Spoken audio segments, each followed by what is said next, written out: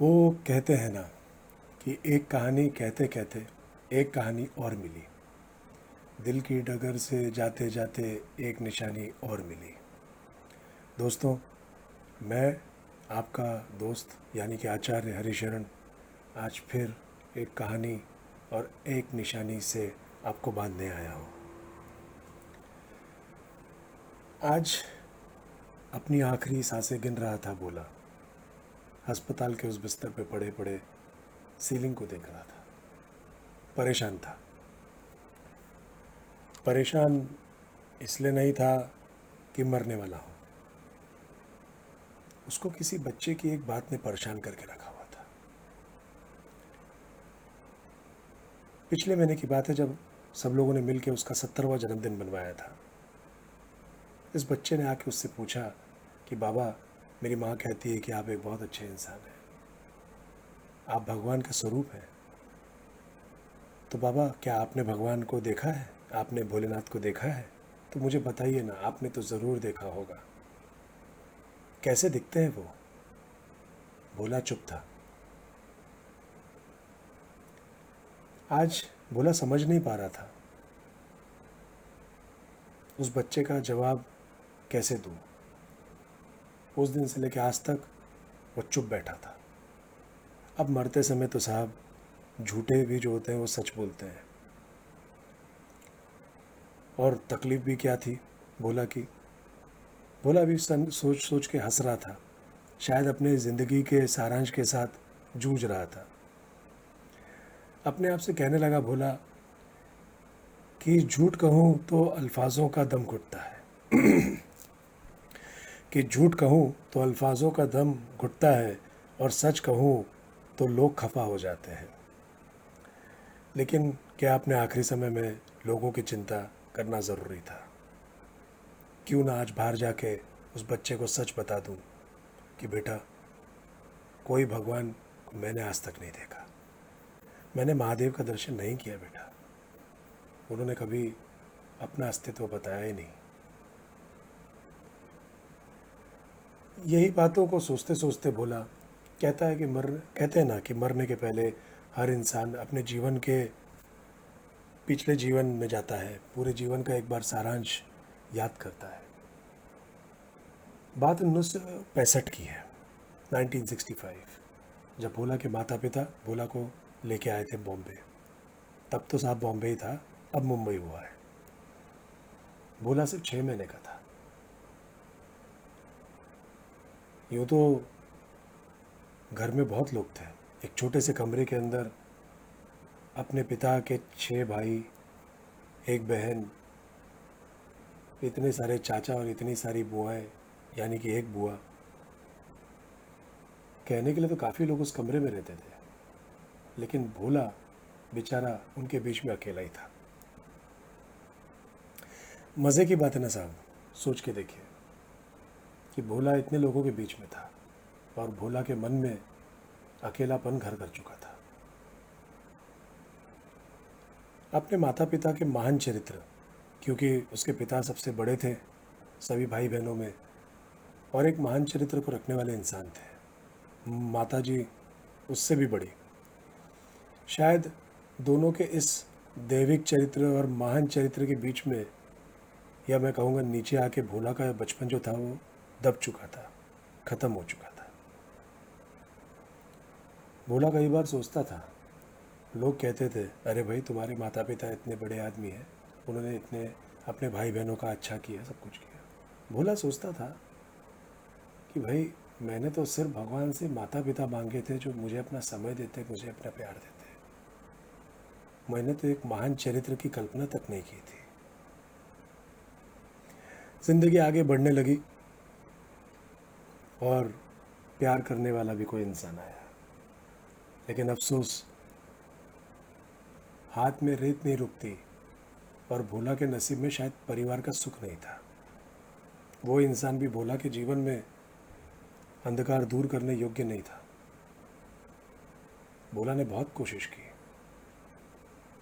उस रेत को अपने हाथ में रोक लूं, लेकिन तो साहब रेत तो रेत ही है। रेत कहाँ रुकती है किसी के हाथ में। आज भोला का घर टूट चुका था। आज भोला मायूस हो चुका था, ख़त्म हो चुका था। कहते हैं जब इंसान टूटता है तो या तो वो बुरा बनता है या वो अच्छा इंसान बनता है। भोला तो इन सबसे आगे था एक कदम। भगवान का भक्त बन पड़ा।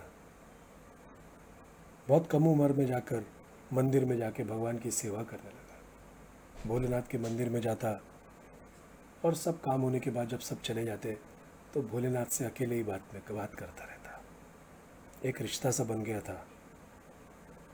शायद वो नंदी बन गया था अपने भोलेनाथ का। उसको विश्वास था कि जो मूर्ति में मंदिर में बैठे हैं ये मेरी बात सब सुनते हैं। लेकिन जिस दिन उसका परिवार टूटा तो भोला यही सोच रहा था कि बाबा, तुम भगवान होने के बावजूद भी तुम्हें पत्नी चाहिए अपने पास में, अपने बच्चे चाहिए। तुम्हारी मंदिर में स्थापना भी जो होती है वो बिना पार्वती और गणेश के नहीं हो सकती। और दुनिया बनाने वाले, तुझे तो पत्नी की भी ज़रूरत है, बच्चों की भी ज़रूरत है। बताना मेरी दुनिया कहाँ बनाई है तूने। उस दिन के बाद शायद भोला मंदिर नहीं गया। कई दिनों के बाद एक दिन रास्ते से जा रहा था, एक भिखारी को देखा। भिखारी आया, बोले बेटा कुछ खिला सकते हो। भोला ने बोला क्यों नहीं बाबा, चलो ना, कुछ तो कर ही सकता हूँ। जो सब कुछ कर सकता है वो तो कुछ भी नहीं करता। मैं तुम्हारे लिए कुछ तो कर ही दूंगा। भोला वहाँ पे बैठ गया एक ढाबे में। भिखारी को खाता हुआ देख उसको बहुत सुख प्राप्ति हो रही थी। भिखारी भी बार बार उठ के भोला को देखता रहता, जैसे कि भोला को पढ़ने का प्रयास कर रहा हो। खाना ख़त्म हुआ, भोला निकलने लगा। भिखारी पीछे से आया। भोला के सर पे उसने प्यार से हाथ रखा और कहा कि बेटा तुम बहुत अच्छे इंसान हो। मुझे लगता है तुम अकेले हो। भोलेनाथ का आशीर्वाद है, चिंता मत करो। तुमने आज जो मुझे खाना खिलाया ये बहुत अच्छा कर्म है। मैं तुम्हें आशीर्वाद देता हूँ। तुम्हें एक बहुत समृद्ध और एक बहुत बड़ा परिवार मिलेगा। भोला बहुत आश्चर्यचकित हो गया। बाबा एक बात तो बताइए। हाँ बेटा। आपको कैसे मालूम कि मैं अकेला हूँ और मुझे परिवार की ज़रूरत है। बोले बेटा क्योंकि जो लोग मुझे पैसा दे के जाते हैं या मेरे पास फेंक के जाते हैं ना, वो लोग सिर्फ भगवान से पैसा मांगते हैं। मुझे पैसा देने के बाद भगवान से कहते हैं 10 दिए हैं, 20 दे देना मुझे वापस। और जो इंसान मुझे खुद बिठाकर सामने खाना खिलाए और बार बार मुझे पूछे पानी चाहिए, ये चाहिए, वो चाहिए, कोई क्या है इतने भिखारी का कोई ख्याल रखेगा? जिसको अपने से ज़्यादा दूसरों की भावनाओं की इतनी चिंता हो तो ज़रूर वो कहीं ना कहीं बहुत अकेला है। आज भोला खुश था। समझो महादेव ने उसको फॉर्मूला दे दिया हो। हाँ हाँ, उसके हाथ में फॉर्मूला आ चुका था। भोला की एक दोस्त थी जो अक्सर उसे कहती थी कि भोला तुम नॉर्मल बनो, साधारण रहो, सिंपल रहो। ये ज़्यादा भक्ति करने की ज़रूरत नहीं है, समझे। और भोला अपनी उस दोस्त को कभी अपनी दिल की बात ये नहीं कह पाया कि मैं तुम्हें कैसे कहूँ कि मैं भी सिर्फ वही चाहता था भगवान से जो नॉर्मल था, यानी एक पत्नी जिसको मैं बहुत प्रेम कर सकता, मान सम्मान दे सकता, उसके साथ हर जगह साथ दे सकता, उसके साथ उठ बैठ सकता। वो बच्चे जिनको मैं एक सर्वश्रेष्ठ इंसान होने का, एक भक्ति का मार्ग दिखा सकता। कैसे कहता कि तुम्हारे लिए जो नॉर्मल है, मेरे तो नॉर्मल की परिभाषा ही परिभाषित कर दी है भोलेनाथ ने। लेकिन आज भोला खुश था, उसको जीवन का फॉर्मूला मिला था। अगले दिन से तो भोला ने कसम खा ली थी, आज के बाद सिर्फ एक ही काम करूँगा, जो भी मुझे मिलेगा सबकी मदद करूँगा, कुछ भी हो जाए, कैसे भी हो जाए। और भोला इसी रास्ते पे चल पड़ा। उसकी जो भी कुछ क्षमता थी, भोला हमेशा सबकी मदद करने लगा। लोग जुड़ते गए, भोला का नाम बढ़ता गया। सब कहते कि बाबा आप एक महान इंसान हैं, निस्वार्थ भाव से आप सबकी सेवा करते हैं, सबकी सहायता करते हैं। और भोला हमेशा कहता था मन ही मन कि तुम मुझ पे इतना विश्वास मत करो, मुझ में अभी एक स्वार्थ जिंदा है।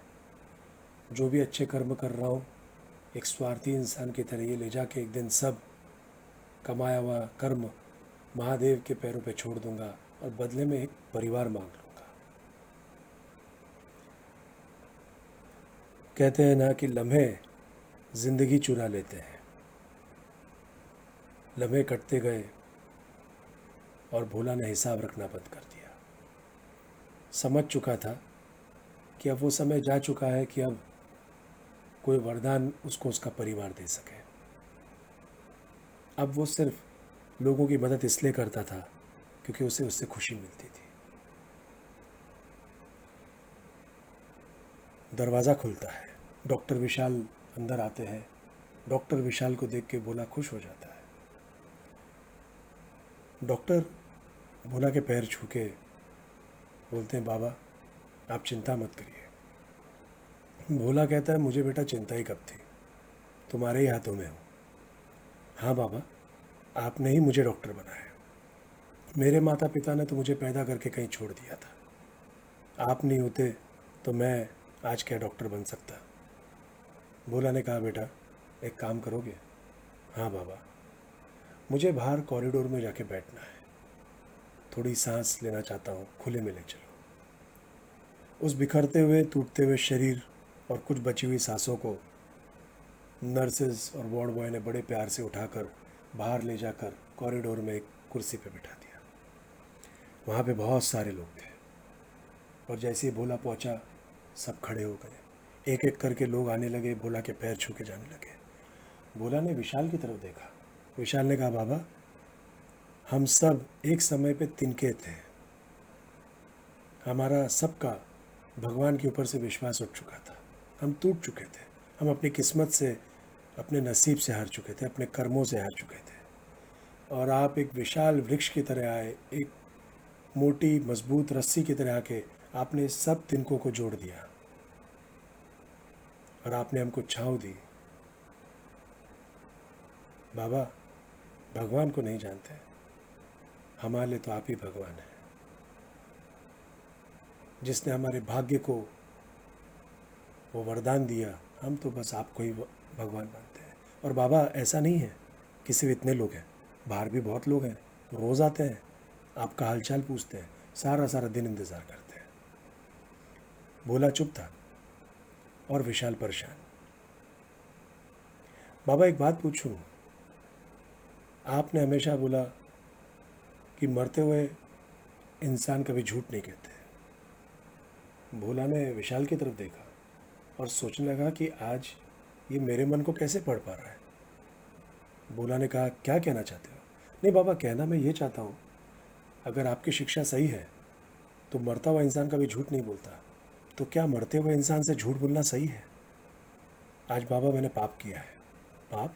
कैसा पाप? बाबा इसी अस्पताल में आपकी उम्र के एक सज्जन थे जिन्होंने थोड़ी देर पहले ही अपना दम तोड़ा है। आखिरी दम तक मैं उनके परिवार से संपर्क बनाने का प्रयास करता रहा। आज 3 लड़के 2 लड़कियां होने के बावजूद भी आज उनके लिए कोई नहीं आ पाया। सब अपने अपने काम में व्यस्त हैं।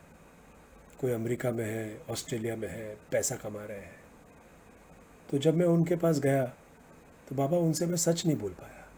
मैं जब भी उनकी आंखों में आंख डाल के सच बोलने का प्रयास करता तो ऐसा लगता जब वो मेरी आंखों में आंख डालकर मेरी आंखों में अपने बच्चों के आने का इंतज़ार कर रहे हैं, तो मैं उनसे झूठ बोल पड़ा कि अभी आ रहे हैं बच्चे, इंटरनेशनल एयरपोर्ट तक पहुँचे। बाबा मैंने सही किया कि गलत किया? भोला चुप था। भोला ने कहा विशाल वो बच्चा कहाँ पे है? जानते हो ना किसकी बात कर रहा हूँ? बोले हाँ बाबा, वो इधर ही बैठा है।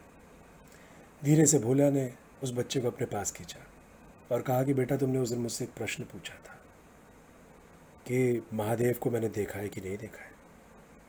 हाँ, मैं तुमसे सच कहूँगा, मैंने महादेव को देखा है। बाबा कैसे दिखते हैं? वैसे ही दिखते हैं जैसे उनको उनका चित्र दिखता है। भोला ने कहा, अच्छा एक बात बताओ, हवा दिखती है? बोले नहीं। अच्छा, और नहीं हो तो क्या होगा? मैं मर जाऊंगा। बस, ईश्वर का दिखना नहीं दिखना बेटा ज़रूरी नहीं है। ईश्वर की कृपा को एहसास करना ज़रूरी है। बोला बोला, समझ रहे हो ना? वो बच्चा समझ नहीं पा रहा था। बाबा मैं समझा नहीं। बेटा एक समय था जब लोग मुझ में भगवान को देखते थे, और आज शायद जब ये भगवान मर रहा है तो आज मेरे सामने बहुत सारे भगवान आके खड़े हैं। कोई भगवान डॉक्टर बन के मेरी सहायता कर रहा है, मेरे सांसों को बढ़ाने का प्रयास कर रहा है। कोई भगवान अपने हाथों से खाना बना के लाता है। कोई भगवान मेरे पैर दबाता है। कोई भगवान मेरे हाथ दबाता है। कोई भगवान अपने हाथ उठाता है और मेरे लिए प्रार्थना करता है। और कोई भगवान नहीं, कई भगवान आज देखे पहली बार जो सिर्फ रो रहे हैं ये सोच के कि आज उनका भगवान मर रहा है। वो बच्चा समझ नहीं पा रहा था। विशाल समझ गया भोला क्या कहना चाहता है। भोला अपनी आंखें बंदी कर रहा था और करते करते मन में सोच रहा था कि मिलता तो बहुत कुछ है इस ज़िंदगी में, मिलता तो बहुत कुछ है इस ज़िंदगी में, बस हम उस की गिनती करते हैं जो हासिल ना हो सका। भोला सोचता है, मैंने बाबा आपसे जो वरदान मांगा था परिवार का, आपने तो वही दिया जो मैंने मांगा था। मैंने आपसे परिवार मांगा 3 जनों का, और आज आपने तो हज़ारों का परिवार मुझे दिया है। आज अपने नहीं आ पाते अपनों के लिए, और यहाँ पर गैर खड़े हैं रोने के लिए। मुझे और क्या चाहिए था? भोलेनाथ, आज मैंने आपको अनेकों रूप में देख लिया है। सांसें बंद होती हैं, एक ज़िंदगी की कहानी ख़त्म होती है। भोला के हाथ में एक पेपर था, उसमें उसने कुछ लिख रखा था। मरने के बाद विशाल ने जब उसकी मुट्ठी खोली तो उसमें लिखा था, विशाल, हर ज़िंदगी का लक्ष्य एक अच्छी कहानी होना चाहिए। इन शब्दों का बहुत महत्व है, बहुत गहरे अर्थ है कि हर ज़िंदगी का लक्ष्य एक अच्छी कहानी होना चाहिए। दोस्तों, मैं आप लोगों से, मैं यानी कि मैं आचार्य हरिशरण आप लोगों से एक प्रश्न पूछना चाहता हूँ। आंख बंद करके लेकिन कान खोल कर सुनिएगा, दिल से महसूस करिएगा और आत्मा से जवाब मांगिएगा, मन से नहीं। क्यों लगता है आपको कि लॉकडाउन होने के बाद, कोरोना जिस दिन से आया तब से, जब से लॉकडाउन शुरू हुआ है, मंदिर बंद हो गए? भगवान की इच्छा के बगैर तो एक तिनका नहीं हिल सकता, और ऐसा पहली बार हो रहा है कि भगवान ही मंदिर में बंद हो गए। अपने भक्तों से रिश्ता तोड़ लिया। क्या कारण था? अगर आपको इस प्रश्न का जवाब नहीं मिल रहा है, या आपके पास एक बहुत लॉजिकल जवाब है, तो मैं आज आपको प्रयास करूंगा इस प्रश्न का जवाब देने का। क्योंकि मैं जो भी बात करता हूँ, मैं अपनी आत्मा से बात करता हूँ, दिल से बात करता हूँ। आज भगवान मंदिर में बैठकर अपने पट बंद करके सब भक्तों से कह रहे हैं, इस कोरोना काल में तुम मेरे पास आओगे तो क्यों आओगे? डर के आओगे कि भगवान हमें बचा लो। किसी और डर से आओगे कि भगवान मेरे परिवार को बचा लेना। किसी और डर से आओगे, भगवान मेरे व्यवसाय को बचा लेना। भगवान मेरे पास खाने को नहीं है, मेरे पास कोई परिवार नहीं है। आज कितने लोग कितने सारे डरों से घिरे हुए इस मंदिर में होंगे। तो मैं आज तुम सबको बताना चाहता हूँ, आज समय डरने का नहीं है। अब मैं यहाँ पर हो के भी नहीं हूँ। ये दरवाजे बंद हो चुके हैं, क्योंकि आज मूर्तियों की ज़रूरत नहीं है।